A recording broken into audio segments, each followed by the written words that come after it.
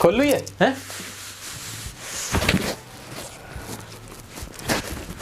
मार लग रहा हूं है ना?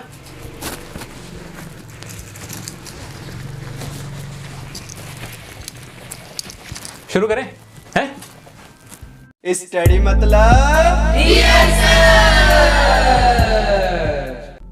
मैंने अभी आपके सामने जो सेंटेंसेस बोले उनमें लास्ट में मैंने एक छोटा सा सवाल पूछा था। मैंने आपसे कहा कि आज बहुत गर्मी है। नहीं, अभी जो नहीं बोला था ये इसलिए बोला था ताकि आप मुझे कंफर्म कर दो कि आप भी ऐसा सोचते हो कि नहीं। और ऐसा हम हिंदी बोलते वक्त बहुत बार करते हैं। हम कहते हैं है ना, नहीं, हाँ, ऐसा बोलते हो ना? बिल्कुल बोलते हो। वो इसलिए बोला जाता है ताकि सामने वाले की भी कंफर्मेशन ले ली जाए, क्या वो ऐसा सोचता है कि नहीं। अब इंग्लिश में भी तो हम ऐसा ही बोलेंगे ना, है नहीं, डू यू नो मी, है, ऐसे थोड़ी करोगे। अरे भाई, इंग्लिश के अंदर रूल्स अलग होंगे, तरीका अलग होगा, लेकिन ये चीज इंग्लिश में भी तो डालोगे कि नहीं डालोगे? बिल्कुल डालेंगे। अब इसको कैसे करते हैं वो मेरे साथ सीखो। तो जब हम इंग्लिश के अंदर आखिर में एक छोटा सा सवाल पूछते हैं कंफर्मेशन लेने के लिए, तो हम उसे कहते हैं क्वेश्चन टैग्स। अब मेरे साथ सीखो कि वो होता कैसे है। आपको कोई भी सेंटेंस दिया गया होगा, यानी आप कोई भी सेंटेंस बोलोगे, सेंटेंस आ जाएगा और उसके जस्ट बाद एक छोटा सा सवाल होगा जिसे हम बोलते हैं क्वेश्चन टैग। और वो इसलिए पूछा जाएगा कि सामने वाले की हमें कंफर्मेशन मिल जाए। अब ये जो सेंटेंस होगा हमारा, ये कौन सा हो सकता है? ये हमारा इंटरोगेटिव सेंटेंस भी हो सकता है, यानी सवाल वाला भी हो सकता है। ये हमारा अफर्मेटिव भी हो सकता है, कोई सा भी हो सकता है ये वाला हमारा सेंटेंस। लेकिन जो हमारा क्वेश्चन टैग होगा ये हमेशा ही हमारा सवाल का होगा, यानी इंटरोगेटिव होगा। ये बात हमने क्लियर कर ली? बिल्कुल क्लियर कर ली। अब सर एक बात बताओ, ये क्वेश्चन टैग कैसे बनेगा? क्योंकि जो हमारा सेंटेंस होगा ये तो किसी भी टेंस में हो सकता है या किसी भी मॉडल वर्ब का इस्तेमाल हो सकता है। अब इसको बनाने का कोई सा मुझे स्ट्रक्चर बताओ आपके ये बन जाए।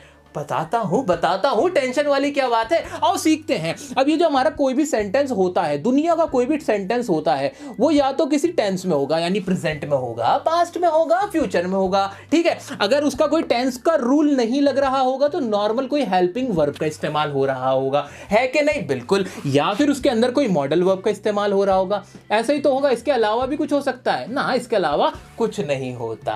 अब जब भी आप क्वेश्चन टैग बनाओगे तो आपको इतना ध्यान रखना है कि जो भी टेंस हो उसी टेंस में क्वेश्चन टैग बन जाएगा। प्रेजेंट इंडेफिनिट में है तो प्रेजेंट इंडेफिनिट में बन जाएगा। अगर टेंस का रूल नहीं लगा हुआ तो हेल्पिंग वर्ब जो इस्तेमाल हो रही है उस हेल्पिंग वर्ब में क्वेश्चन टैग हो जाएगा। मॉडल वर्ब जो इस्तेमाल हो रही है उस मॉडल वर्ब में हमारा क्वेश्चन टैग बन जाएगा। जैसे कि आपके सामने सेंटेंस आया, डू यू लव मी। अब ये टेंस कौन सा था? प्रेजेंट इंडेफिनिट टेंस था। तो यहां क्वेश्चन टैग जो बन जाएगा वो भी प्रेजेंट इंडेफिनिट वाला बनेगा, यानी डू का इस्तेमाल होगा।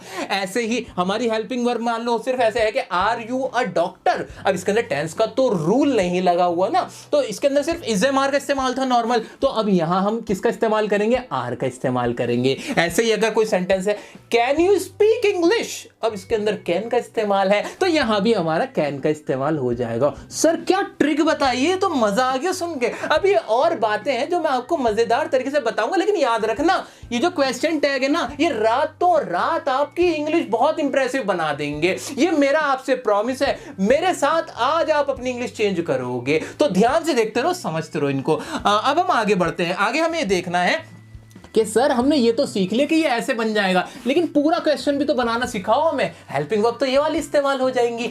अब पूरा कैसे बनेगा वो देखो।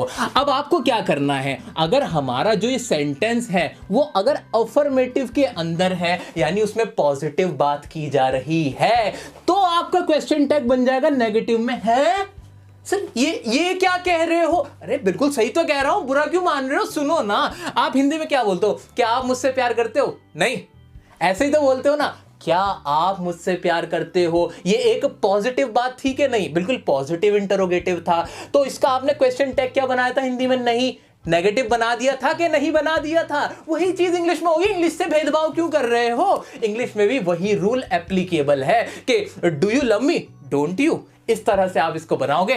तो अगर हमारा नेगेटिव सेंटेंस है, अगर हमारा ये वाला जो सेंटेंस है वो नेगेटिव के अंदर है, नहीं में बात हो रही है, जैसे तुम चल नहीं सकते हैं, अब इसके अंदर है की आवाज आई ना, तो अब इसको जब हम इंग्लिश में बनाएंगे इसमें भी ये वाला रूल होगा कि अगर नेगेटिव है तो क्या हो जाएगा, positive. Can't you walk, can you, ऐसे बन जाएगा, नेगेटिव से पॉजिटिव बन जाएगा। तो बड़ा लॉजिकल रूल था, लेकिन अभी इसमें थोड़ी और मसालेदार बातें हैं। एक क्या बात कि जब भी आप क्वेश्चन टैग बनाओगे और उसमें नॉट का इस्तेमाल होगा, जैसे कि आरंट हो जाएगा, तो ये कॉन्ट्रैक्ट फॉर्म होगी। अरे सर कॉन्ट्रैक्ट फॉर्म क्या होती है? अरे ये भी बताता हूं, सब्र नहीं है आपको, थोड़ा सब्र रखो ना, अभी बता रहा हूं, थोड़ी देर में बताता हूं। अभी हमने ये सारी चीजें तो सीख ली हैं, अब 2-3 और पॉइंट है वो भी मैं आपको समझाता हूं।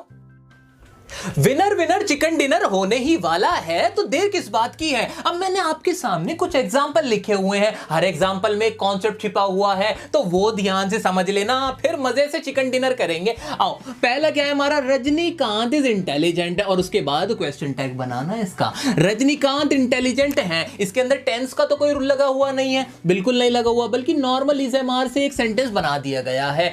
सेंटेंस कैसा है, अफर्मेटिव, हाँ में बात की गई है, हाँ रजनीकांत इंटेलिजेंट है। अच्छा, तो सबसे पहला क्या करूंगा मैं, इज का ही इस्तेमाल कर लूंगा, बिल्कुल सही बात। अब ये पूरा सेंटेंस अफर्मेटिव था, इसलिए मैं यहां पे क्वेश्चन टैग जो बनाऊंगा कैसे बनाऊंगा, नेगेटिव में बनाऊंगा। नेगेटिव में जब मैं नॉट लिखूंगा ना, तो पूरा नॉट नहीं लिखूंगा, बस एपोस्ट्रोफ लगा के छोड़ दूंगा। ऐसा क्यों करते हैं, शॉर्ट फॉर्म में क्यों लिखते हैं, ये रूल होता है कि आप शॉर्ट फॉर्म में नॉट लिख देना, पूरा मत लिखना, ठीक है, क्लियर हो गया। अब उसके बाद क्या लिखेंगे, जो हमारा सब्जेक्ट है वो आ जाएगा, रजनीकांत था, रजनीकांत आ जाएगा, है ना, है ना। अरे नहीं ना, ऐसा मत करना, रजनीकांत नहीं आएगा, यहां पे प्रोनाउन का यूज करना है आपको। अब प्रोनाउन का यूज कैसे होगा, अरे कुछ भी नहीं, या तो ही होगा, कोई लड़का होगा सिंगुलर होगा तो ही लगा देना, कोई लड़की होगी तो उसके लिए शी लगा देना। अगर दोनों में से कोई भी नहीं है, कोई निर्जीव चीज है तो क्या लगा दोगे, नॉन लिविंग थिंग्स के लिए इट लगा देना, हम के लिए कोई बहुत सारे लोग हैं तो क्या लगा देना, वी लगा देना,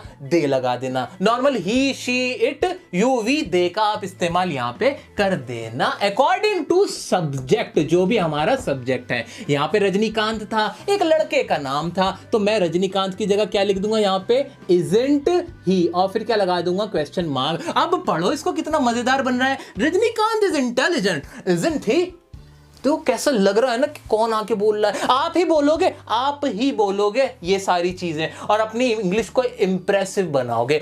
दूसरा आप सेंटेंस देखो क्या है, डू यू लाइक कॉफी। अब यहां पर एक सवाल था, क्या आप कॉफी पीना पसंद करते हो, इसमें भी एक इंटरोगेटिव था, लेकिन इसमें भी नेगेटिव नहीं था, ये भी अफर्मेटिव में था, पूछा था क्या कॉफी पसंद करते हो। अब इसके अंदर टेंस कौन सा यूज हुआ है, ये टेंस कौन सा है, हमारा प्रेजेंट इंडेफिनिट है, तो प्रेजेंट इंडेफिनिट की हेल्पिंग वर्ब क्या होती है, डू ही होती है, तो डू ही में उठा के यहां पे ले जाऊंगा यहां पे, और क्या करूंगा, ये अफर्मेटिव में था, इसको बना दूं किसमें, नेगेटिव में, और नेगेटिव में भी कॉन्ट्रैक्ट फॉर्म में, इस तरह से डोंट।